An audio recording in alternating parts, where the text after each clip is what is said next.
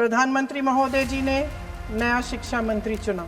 संसद में ऐसे स्वागत किया जैसे मानो कोई सुपरस्टार पहुंच गए। आपके शासन में हमने बड़ी बड़ी चोरियां देखी हैं। चुनाव में वोटों की चोरी, राम मंदिर में चंदा की चोरी, आपके उद्योगपति मित्रों द्वारा देश की संपत्ति की चोरी, किसानों की जमीन की चोरी, भविष्य की चोरी, सपने की चोरी, किसी भी चोरी से कहीं बड़ी होती है महोदय।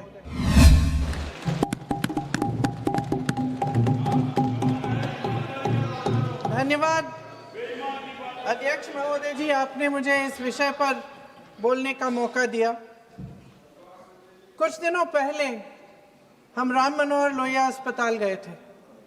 पुलिस लाठीचार्ज में घायल दिल्ली की उस छात्र की स्थिति जानने के लिए जो आईसीयू में अपनी जिंदगी की सबसे बड़ी लड़ाई लड़ रही है। हमसे कुछ ही समय पहले आदरणीय स्वास्थ्य मंत्री जी श्री जेपी नड्डा वहां गए थे और उनसे कुछ समय पहले अन्य नेता भी गए। जब तक हम वहां पहुंचे, उस लड़की की मां नेताओं के आने जाने से गुस्से में थी। सुन लीजिए, सुनिए, किसी की पीड़ा का मजाक नहीं उड़ाते। कोई भी हो, किसी की पीड़ा का मजाक नहीं उड़ाते। आप संसद में बैठे हैं, निशिकांत जी आप बना रहे हो। जब तक हम वहां पहुंचे, उस लड़की की मां नेताओं के आने जाने से गुस्से में थी। किस लिए आए हो? उसने आईसीयू के दरवाजे के बाहर खड़े होकर हमें पूछा। हमारे सामने कांपते हुए हाथ जोड़े कहने लगी कि धन्यवाद आप आए हैं, ठीक है, मगर मुझे किसी से नहीं मिलना, मुझे किसी से बात नहीं करनी।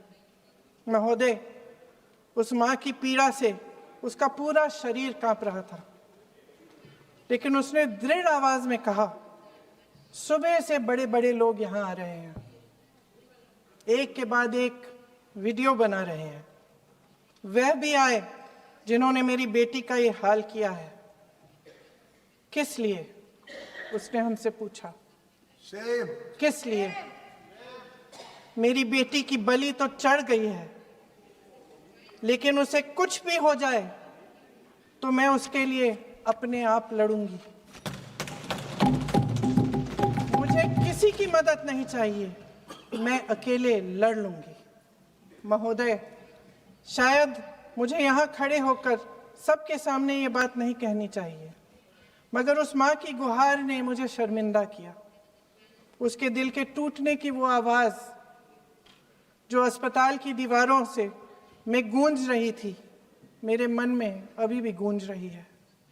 इसलिए उस माँ की इजाज़त लिए बिना मैं आपके द्वारा आदरणीय प्रधानमंत्री महोदय जी और आदरणीय गृह मंत्री महोदय जी से पूछना चाहती हूँ कि क्या ज़रूरत थी एक मासूम बच्ची पर इस तरह दमन करने की?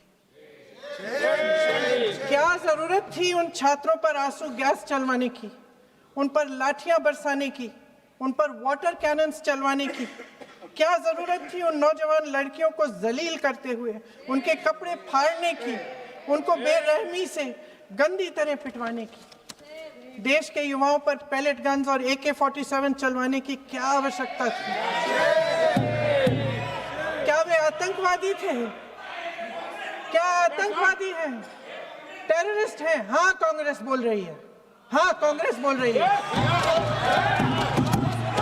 जवाब दीजिए, जवाब दीजिए। कांग्रेस बोल रही है, जवाब मांग रही है, जवाब दीजिए।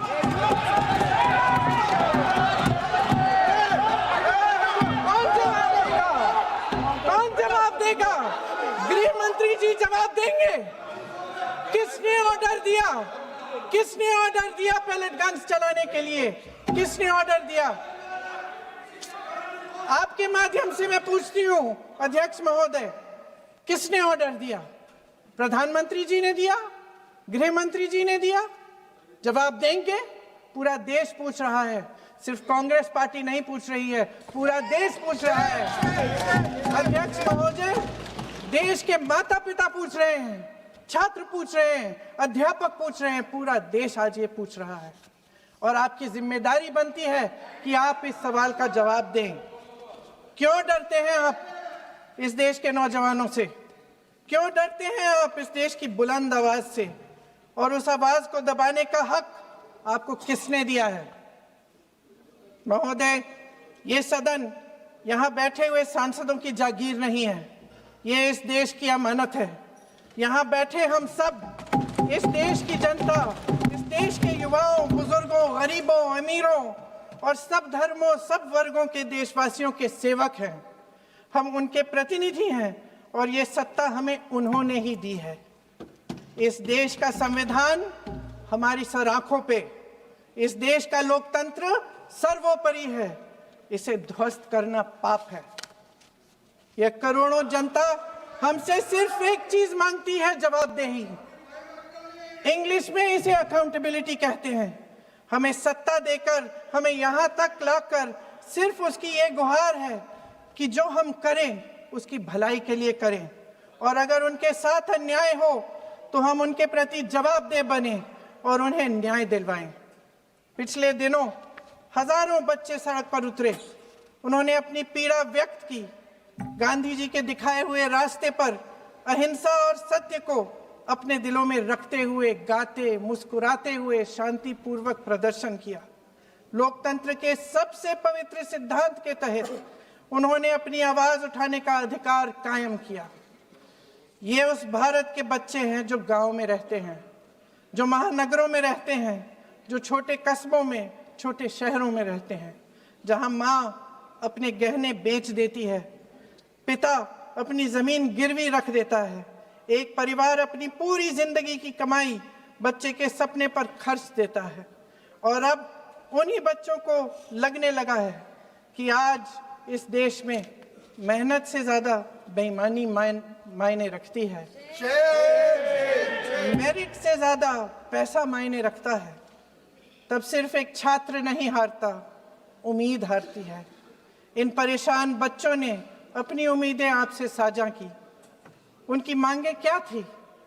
कि पेपर लीक करके उनके साथ जो बार बार अन्याय किया जा रहा है उस पर कार्रवाई की जाए, कि जो सिस्टम उनके भविष्य को कुचल रहा है उसे सुधारा जाए, कि जो माफिया उन्हें घेरे हुए है उसे हटाया जाए, कि जिस मंत्री के कार्यकाल में यह सब हुआ वह इस्तीफा दे, कि उन पर बर्बरता करने वालों पर कार्रवाई की जाए और उसके लिए माफी मांगी जाए। बस यही उनकी मांग थी ना, कि जो शिक्षा और स्वतंत्र अभिव्यक्ति का अधिकार उन्हें संविधान ने दिया है उसे कायम रखा जाए। महोदय, हमारे एजुकेशन सिस्टम में कुछ समय से बहुत खामियां भर चुकी हैं। बच्चों पे जो प्रेशर डाला जाता है उसकी वजह से सैकड़ों बच्चों ने आत्महत्या कर डाली है। उससे भी ज्यादा बच्चे डिप्रेशन में डूब रहे हैं। परिवारों पर बच्चों को पढ़ाने लिखाने के लिए घूस, capitation fees, tuition fees, coaching fees आदि के घिनौने दबाव हैं।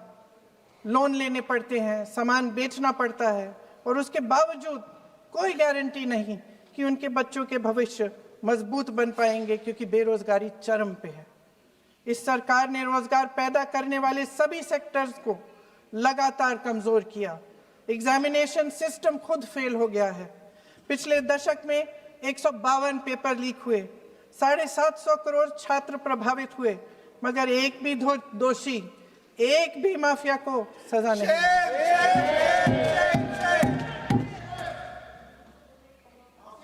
हमारे एजुकेशन में आरएसएस के प्रचारकों को भर भर कर उसे खोखला बना दिया है। जबरदस्ती एनटीए बनवाकर सिस्टम का केंद्रीकरण करके उसे और भी उलझा दिया।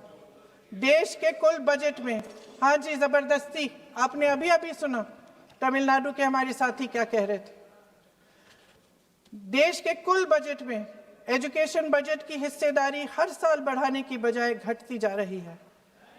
1.4 लाख करोड़ रुपया का पूरा बजट एजुकेशन बजट है और 1.32 लाख करोड़ सिर्फ नीट देने वाले 22 लाख बच्चों के परिवारों से हर साल खींचा जाता है। एक और शर्मनाक आंकड़ा भी है। 1.4 लाख करोड़ रुपया हमारा पूरा एजुकेशन बजट और 16 लाख करोड़ रुपए जो मौजूदा सरकार ने बड़े उद्योगपतियों के लोन माफ किए हैं। सोचिए कि इस सरकार की प्राथमिकताएं क्या है। सच ये है अध्यक्ष महोदय कि जिस तरह अस्पताल में उस छात्रा की मां का विश्वास पूरे सिस्टम से हट गया है, उसी तरह देश के युवाओं का भरोसा इस पूरे सिस्टम से टूट चुका है।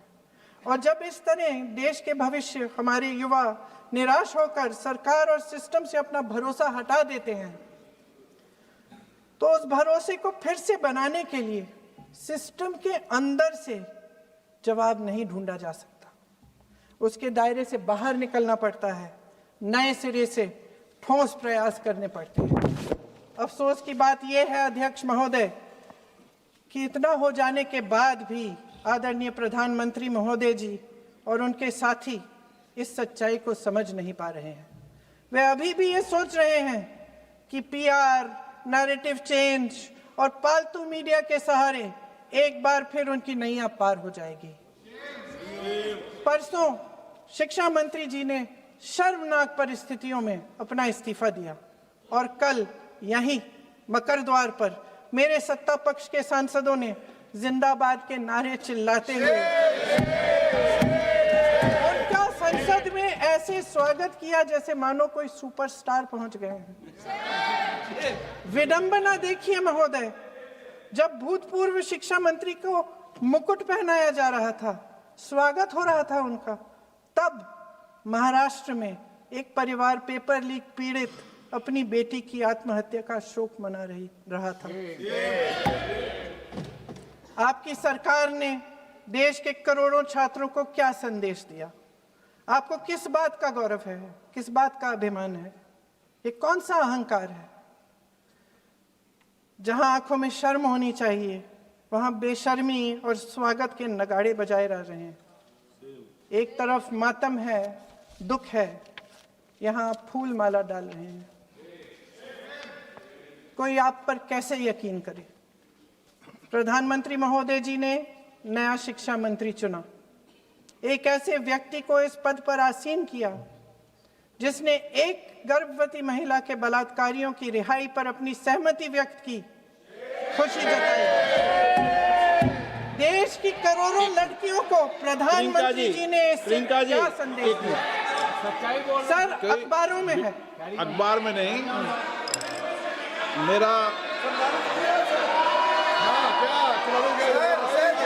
कुछ भी बोल के चले जाते हैं क्या? अरे ये तो कैसा क्या है इनके पास? ऐसा ही कोई आरोप लगा दीजिएगा। कोई नियम कानून नहीं है।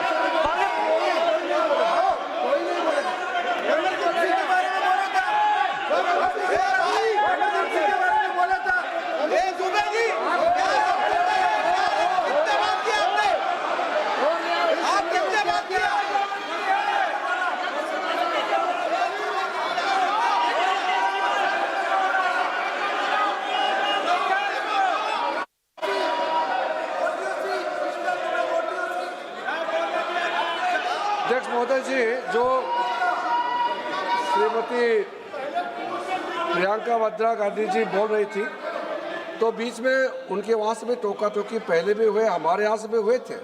अभी हम लोग तो शांति से सुन रहे हैं, लेकिन जो अभी अभी हमारे वर्तमान नए शिक्षा मंत्री को जो उन्होंने टिप्पणी की, कैरेक्टर असैसिनेशन है एक तरीके से संसद में, और इस तरीके के भाषा हम उम्मीद नहीं करते हैं।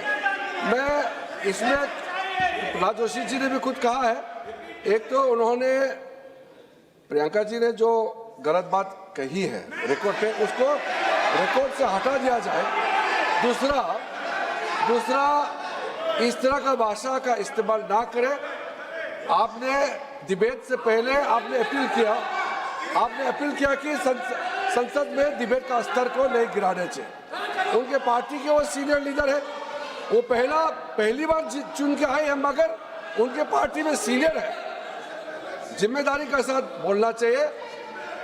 अगर पूरा ऑथेंटिकेट नहीं कर सकते हैं तो मैं ये मानता हूं कि उनको क्षमा मांगना चाहिए सदन से।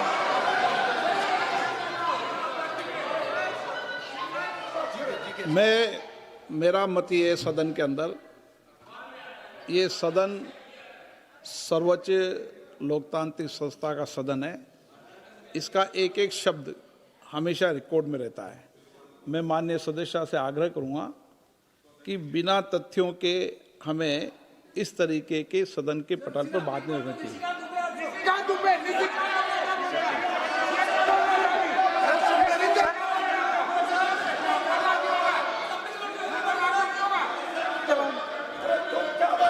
ये तो डिलीट कर दिया, लेकिन आगे भी वो भी डिलीट करा सर। ये तो निजी कान बोलता, वो भी ये सीधे कान बोल रहा था, डाटा कर रहा था।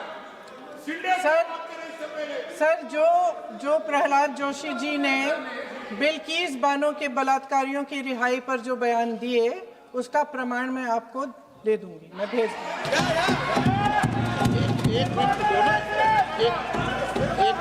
मैं ऑथेंटिकेट कर लूंगी। स्पीकर का डायरेक्शन 115, उनको पहले ऑथेंटिकेट करने कहिए सर। ऑथेंटिकेट करेंगे उसके बाद वो आगे बढ़ेंगे, ऐसे नहीं होगा। पहले ऑथेंटिकेट करने दो सर। उनको ऑथेंटिकेट करने के लिए कहिए, ऑथेंटिकेट करने कहिए उनको।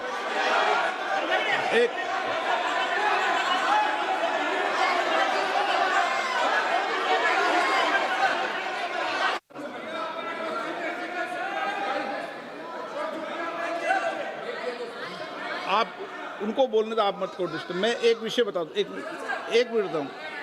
नियम 353 के अंदर फिर मैं एक बार स्पष्ट कर दूं, किसी भी सदस्य द्वारा किसी भी व्यक्ति के विरुद्ध मानहानि या अभियोगात्मक प्रकृति का कोई आरोप नहीं लगाया जाएगा जब तक कि सदस्य ने अध्यक्ष और संबंधित मंत्री को पर्याप्त अग्रिम सूचना नहीं दे दी हो। यह व्यवस्था है।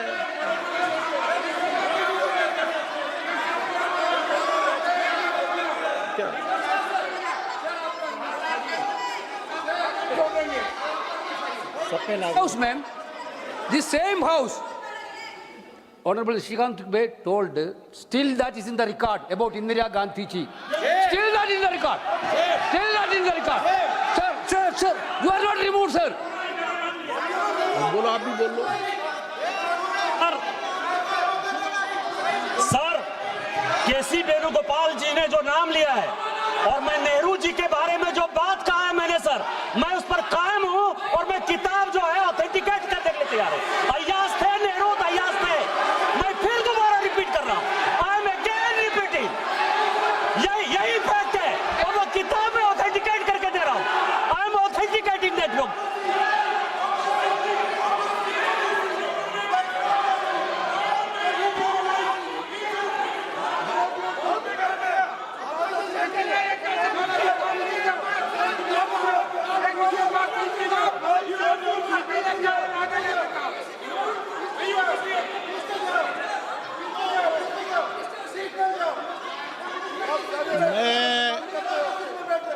मैं जब आसन पर होता हूं, जो मैं व्यवस्था देता हूं, चाहे सत्ता पक्ष हो या प्रतिपक्ष हो, मैं समान व्यवस्था देता हूं।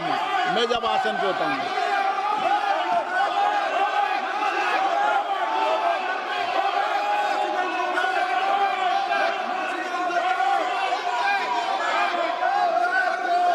प्लीज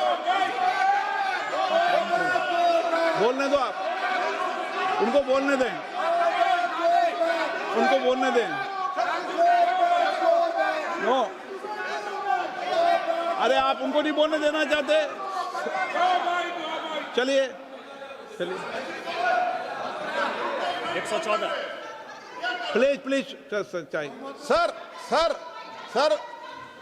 प्रियंका जी को ऑथेंटिकेट करना चाहिए और जो मिस इन्फॉर्मेशन कर रहे हैं, नहीं तो मिस इन्फॉर्मेशन के लिए कार्रवाई करना चाहिए सर।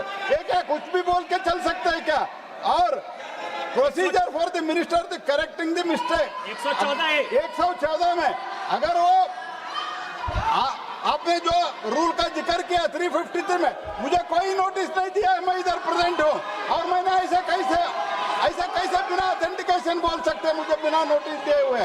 इसलिए मैं इसको खंडन करता हूँ और उसको एक्सपेल करना चाहिए और उनको माफी मांगना चाहिए।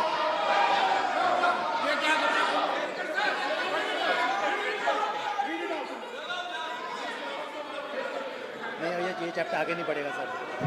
बिल पे केवल बिल पे।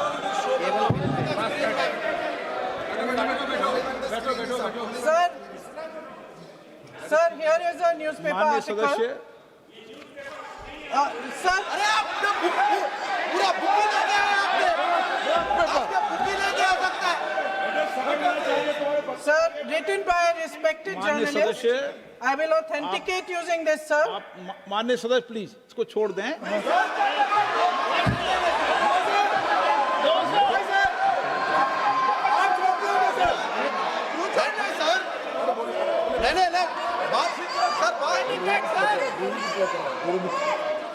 सर अगर जोशी जी अपने बयान का इस खंडन कर विधेयक रहे पर ही हैं क्या? चर्चा होगी।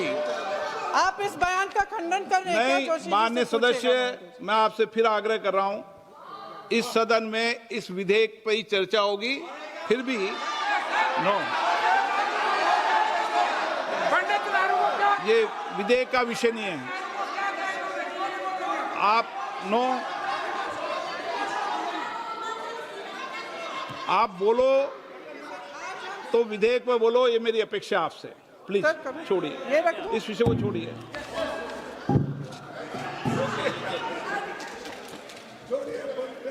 आज हम सदन पटल पर एक ऐसे विधेयक में संशोधन पर डिबेट कर रहे हैं जो 2024 में पारित हो चुका था और इसमें मुख्य संशोधन यही है कि पेपर लीक के अन्य अपराधों के लिए सजा बढ़ाई जाएगी। मगर जब से ये विधेयक पारित हुआ तब से अब तक इस सरकार ने एक भी अपराधी को सजा नहीं दी। आपने देखा है कि कल और परसों से फेस रिकॉग्निशन द्वारा प्रदर्शन करने वाले बच्चों के नाम और पते सार्वजनिक किए जा रहे हैं, मगर यही काम पेपर लीक करने वाले अपराधियों के लिए अभी तक नहीं किया गया। ना इस विधेयक में पेपर लीक रोकने के कोई ठोस कदम है। इससे देश के युवाओं का भरोसा कैसे बनेगा? अध्यक्ष महोदय, आदरणीय प्रधानमंत्री महोदय जी को आपके माध्यम से मैं कहना चाहती हूं कि शायद उन्हें अपने सलाहकार बदलने चाहिए। वे असलियत से एकदम टूट चुके हैं। नई कमेटियां बनाने से काम नहीं चलेगा। उनका अध्यक्ष चाहे कोई भी हो। राधा कृष्ण कमेटी भी व्यवस्था में सुधार लाने के लिए बनी थी। आज तक उसकी एक सिफारिश लागू नहीं हुई है और इस नई कमेटी में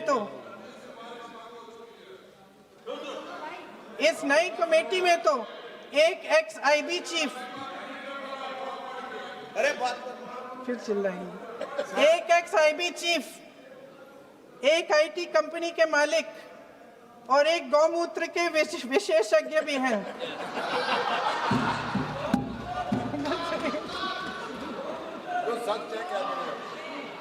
इन्हें शिक्षा के बारे में क्या पता जी? सर सच है। आप आज मेरे से नाराज हो रहे हैं। मन मुस्कुरा लीजिए। उनको आपने भी चुनाव लड़ा।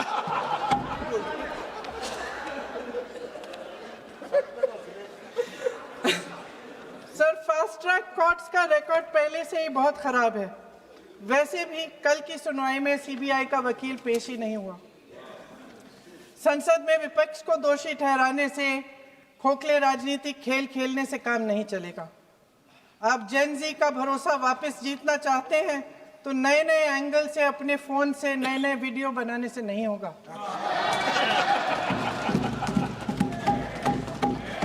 प्रधानमंत्री जी को कैमरे का एंगल नहीं, दिल का एंगल बदलना पड़ेगा। ये जेनरेशन जागरूक है, समझता है। झूठ पहचानने की उसकी अपार क्षमता है। इनका दिल और दिमाग जीतने के लिए आपको सच्चाई पर उतरना पड़ेगा। आपके शासन के चलते इस नौजवान पीढ़ी के साथ घोर अन्याय हुआ है, बर्बरता हुई है।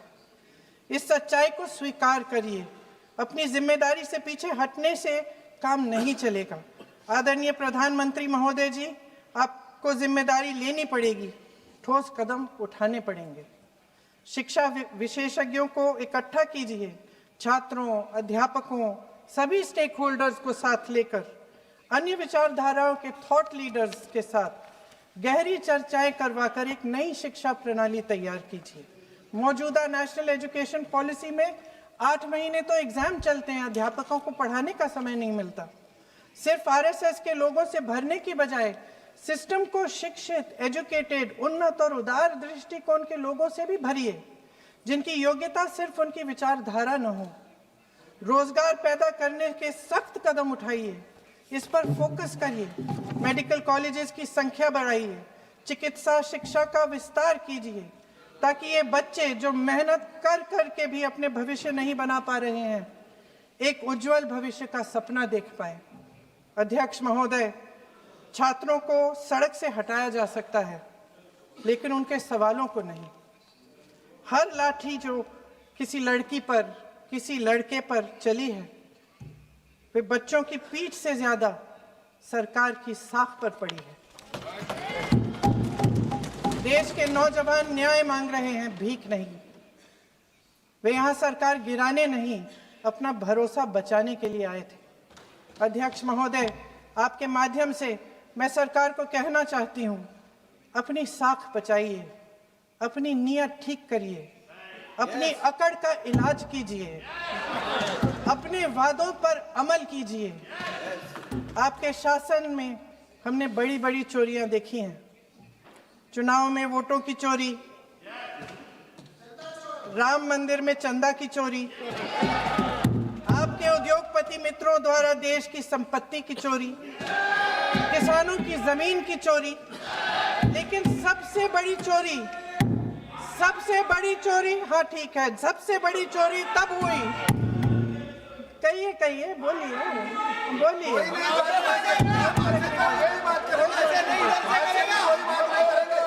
सुन लीजिए, शांति से सुन लीजिए, शांति से सुन लीजिए।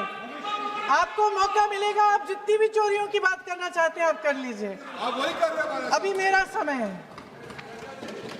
सबसे बड़ी चोरी तब हुई जब देश के नौजवानों के भविष्य, उनके सपने चुराए गए। भविष्य की चोरी, सपने की चोरी किसी भी चोरी से कहीं बड़ी होती है महोदय। अगर देश का युवा निराश हो जाए, अगर देश का युवा निराश हो गया, उसकी उम्मीद टूट गई, तो सबसे बड़ी हार भारत की हार होगी। और हम कांग्रेस और विपक्ष के लोग जान दे देंगे, मगर भारत की हार नहीं होने देंगे। जय हिंद। सर, अब तो मुस्कुरा लीजिए, भाषण खत्म।